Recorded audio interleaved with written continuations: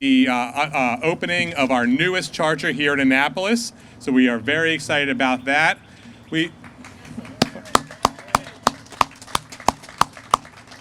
are also celebrating the 5-year anniversary of the BGE EV Smart program. This is a program that we have been going through for the last 5 years around Central Maryland in the BGE zone, and we've been deploying a number of different chargers. Here in Annapolis alone, this marks our 58th charger, and we are excited and we are looking forward to doing even more to help the city of Annapolis and help us meet our climate goals. The third is, this is a great way to celebrate the incredible partnership that BGE has had with the City of Annapolis, with the Annapolis Visiting Center, the Mid-Atlantic Electrification Partnership, and the U.S. Department of Energy. This is a partnership that has worked well over the last number of years, and has helped to add more and more charging stations to where we need them most. This EV charging station is being funded partially by a grant from the Department of Energy. And as part of that partnership, it's part of our rideshare program. This is a program where we have now ensured that 100 zero-emission vehicles are on the road providing rideshare services, and after the last few years have now amassed more than 1 million miles of driving zero emissions free. So this is something that we are very, very excited about at BGE. This is something that we know our environment needs, but it's also important because it's something that our community needs. It provides not only a way for us to meet our environmental goals, but it also provides job opportunities and jobs for people who need them in terms of ride shares and driving the cars. So again, a win, win, and win for all parties involved. At this point now, it's my honor. I would like to invite to the mic our chairman from the Public Service Commission, Chairman Fred Hoover.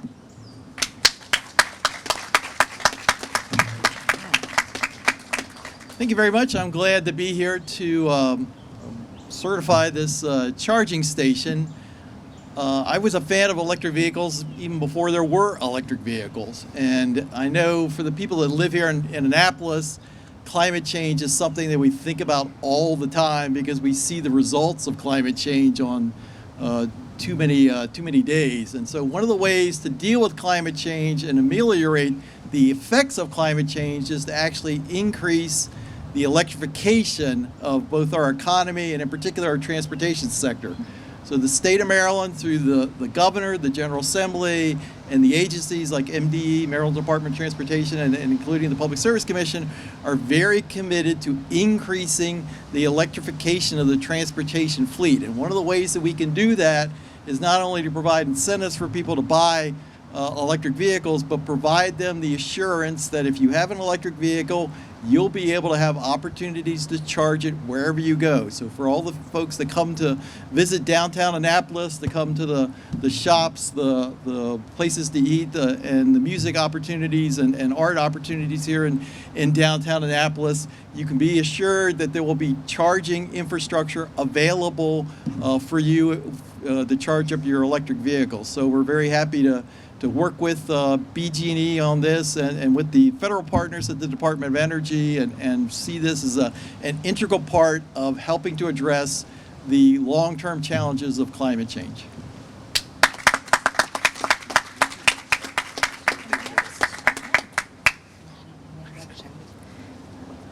Good afternoon. I'm Kristen Peronis, and I'm really happy to be here today. What many of you don't know is this parking lot has a name. And it is not the parking lot behind the visitor center, because that's really long and boring. But it is, in fact, called the Ellipse. And 3 years ago, we decided to have an event back here, right? So we put a big circus-type tent over here, had 500 of our closest friends, and we knew that we couldn't ask people in January, in the winter, in the dark ages, to come to a parking lot behind the visitor center.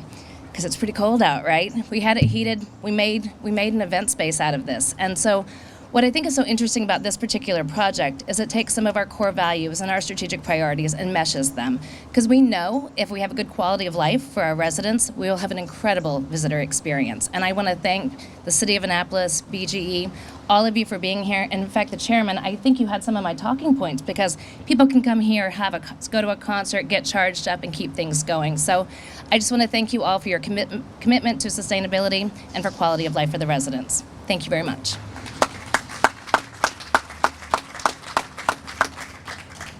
Well, good afternoon. My name is Alex Nunez. I work for Kareem, Senior Vice President for Governmental, Regulatory, and External Affairs at BGE. I'm also an Annapolis resident, so really happy to have a short commute today and get to do something to really celebrate the local community. And what you heard from Kareem and the chair and Kristen is the power of partnership.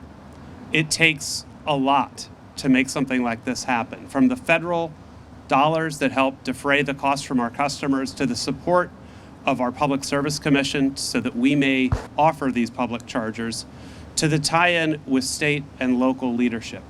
So I'm here to celebrate partnership and to acknowledge that as we electrify the transportation system and we put chargers like this in the community, yes, it helps advance the climate goals of the state. It also helps advance the economic goals of the community. This enriches Annapolis, and the other 57 chargers we have enrich the metro Annapolis area with resources that attract visitors and support our residents as they choose to electrify their own cars and their own fleets. And so with that, I want to introduce one of our local leaders who has partnered with us. Alderman Rob Savage is here today. He began his career on environmental issues with the Chesapeake Bay program. He's worked on many major issues and with many organizations, but ultimately it led him to public service. As a Ward 7 alderman, he represented the city on a delegation tour late last year to the Netherlands to learn about how others are advancing resiliency and a safer future for our climate and our communities. Additionally, he learned about active mobility, something that he's very well aware of. He and I were chatting before the meeting. He's got 2 EVs himself. We're going to work through a couple challenges he's got with some chargers, Amanda, after the program. But Alderman Savage, I want to bring you to the mic with gratitude for your partnership, your leadership, and your vision on mobility. Thank you very much.